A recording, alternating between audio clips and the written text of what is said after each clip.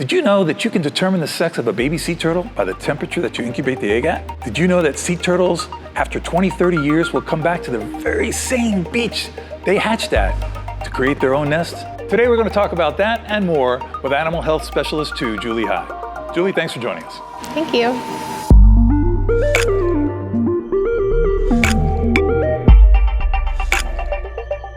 Hi, I'm Ron McGill, Communications Director here at Zoo Miami with another episode of Let's Talk About It. Today we're going to talk about sea turtles and our Sea Turtle Hospital. So, talk to us. We have a Sea Turtle Hospital here at Zoo Miami that a lot of people didn't know about. It's relatively new. How did that come about? 3 years ago now, Florida Fish and Wildlife kind of asked us to be a part of the Sea Turtle program. There was a need for it in this area, so we started to kind of develop the hospital.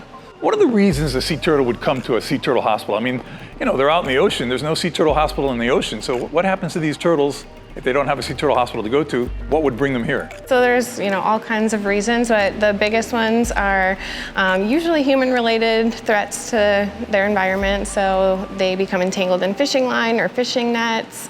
They get struck by a boat. There's boat propeller injuries. We see hook ingestion, so they, are feeding at fishing piers, so they get hooked on things. I've heard also about a virus, an FP virus. What does that stand for? What is actually the FP virus? Yeah, FP stands for fibropapillomatosis. So it's kind I'll of stick a with big FP. word. Yeah, good idea. So FP is basically a tumor-causing virus. It is related to the herpes virus, and any species of sea turtle can be exposed to this virus and potentially create tumors, but it's most abundant in the green species, green sea turtles, and that's primarily what we see here at our hospital. Is it a fatal disease? Is it something that... So we say that we can treat it, we can't cure it. So our veterinarian team can go in and do surgeries to remove those tumors when they're external tumors. And ultimately we are able to release quite a few turtles after all their tumors are removed. How many species of sea turtle are there? There are 7 species of sea turtle in the world, but we see 5 of them here in our Florida waters. And what's probably the most common one that we receive here? In our Florida waters, we see loggerheads and greens. Those are the 2 most abundant species.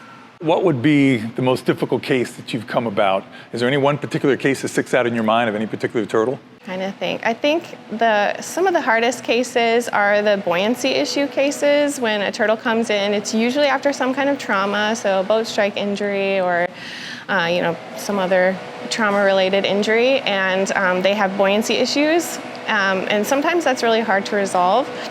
And then, we need a larger space for them to be able to dive deeper and show us that they can dive in these deeper waters. So that is what a buoyancy issue is. I mean, to explain it to our listeners, a buoyancy issue is not that they can't float, but actually sometimes that they just can't dive. Yeah, they actually float at the surface.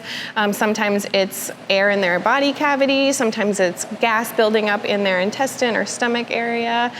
So sometimes it's pretty quickly resolved, but other times it kind of just, comes and goes, and we have to continue to work and sometimes actually attach weights to the back of their shell to help, get their body under the water and get them used to that feeling. Now, I've seen some of these sea turtles come in with some pretty traumatic injuries. I've seen missing an entire flipper. Can an animal like that be released back into the wild? Yeah, absolutely. So they usually kind of the rule is that a sea turtle can survive out in the wild as long as they have like 1 front flipper and at least 1 rear flipper, but they can't be on the same side. So it has to be, like a front left and a back right. But most of the time it's usually just like a partial flipper that's missing, or we have to amputate depending on the injury that's going on. Now, I understand we take sea turtles in that, of course, are found here in the Florida coast, but I remember being around when they actually flew a bunch of sea turtles down from the Northeast that were suffering from cold stress. Is that something that happens here? So we take in turtles from more than just places right around Florida. Yeah, so we help the whole sea turtle community. There's a lot of sea turtles out in the ocean, so every winter, essentially, the water gets cold every winter up in the Northeast. So those facilities become very inundated with lots and lots of sea turtles. So they do need a little help from other Florida facilities, especially since we have access to really warm waters. So we fly them down here, or they help fly them down here, and we take care of all their needs. So usually it's just cold stunning, but sometimes we do take in FP and cold stun turtles. So Explain to your children. when we release a turtle, it's really cool to watch. You can kind of see their brain working in trying to navigate where they need to go.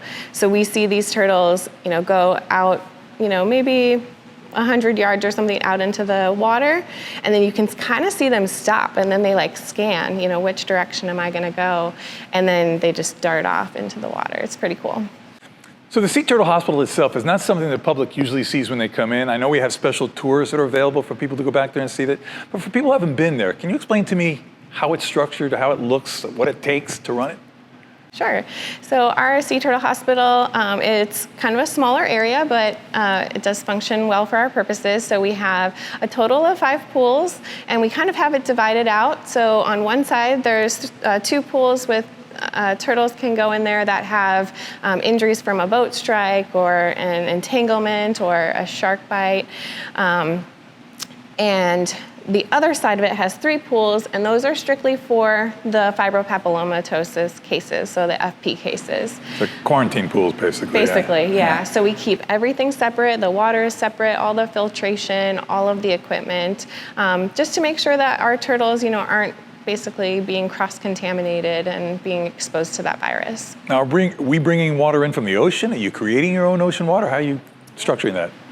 Although we live near the ocean, it'd be nice to have ocean water access for these turtles, but we do make it ourselves, and then we do all of the water changes and the water quality, just like you would do at your aquarium at home. So it's just on a larger scale, I suppose.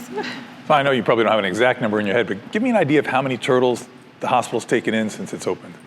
We have taken in almost 100 turtles since we've opened, and that includes hatchlings. But in the very beginning, FWC kind of said, maybe 5 to 10 turtles a year, and kind of work up a little bit along the way. And I think last year our total was almost 80 turtles, including hatchlings. So it was a lot. So one of the things I noticed, I remember I was part of a procedure where we actually brought a large, I believe it was a loggerhead, up to a CT scan, and actually ran this huge loggerhead into a CT scan. What's the reason for doing a CT scan on a sea turtle? So a lot of the internal injuries, we need to get a better look at the organs on the inside. So it creates a nice scan and a way for the veterinarian team to be able to see what's truly going on in there. But all of our FP cases get CT scans in their first month. And the purpose for that is to make sure that they don't have any internal tumors. Because if they do have internal FP, essentially those tumors can just take over the organs, and that turtle probably wouldn't survive very long out in the wild. And unfortunately, there's not a whole lot that our veterinarian team can do for those individuals. Is climate change affecting sea turtles? So there is still a lot of research being done, especially about FP, but there is some theories that FP cases, are kind of, the numbers are going up, and the cause of those tumors is potentially related to some of the warmer temperatures, the warmer water temperatures, as well as the pollution that's out in the ocean as well. I also noticed, I don't know if it's my imagination, but on some of the bigger males, they develop a big claw on their flippers. Does that play a role? Yeah, so it's essentially for them to hang on to the female. So they hook over the top of the carapace or the back shell, and they can kind of do what they need to do. Well, I can't thank you enough for taking the time to speak to us about this. I think it's an important role. I think people need to understand how much the zoo does behind the scenes for animals in our own environment. That one of our foundation pillars is conservation. And this is all about conservation. It's not about putting sea turtles on exhibit, but in fact, hoping to save sea turtles and put them back out into the wild. So thank you, the entire staff, Sea Turtle Hospital, Animal Health. You guys are doing a great job. Yeah, thank you for having me. Well, that concludes another episode here of Let's Talk About It. We'll see you next time.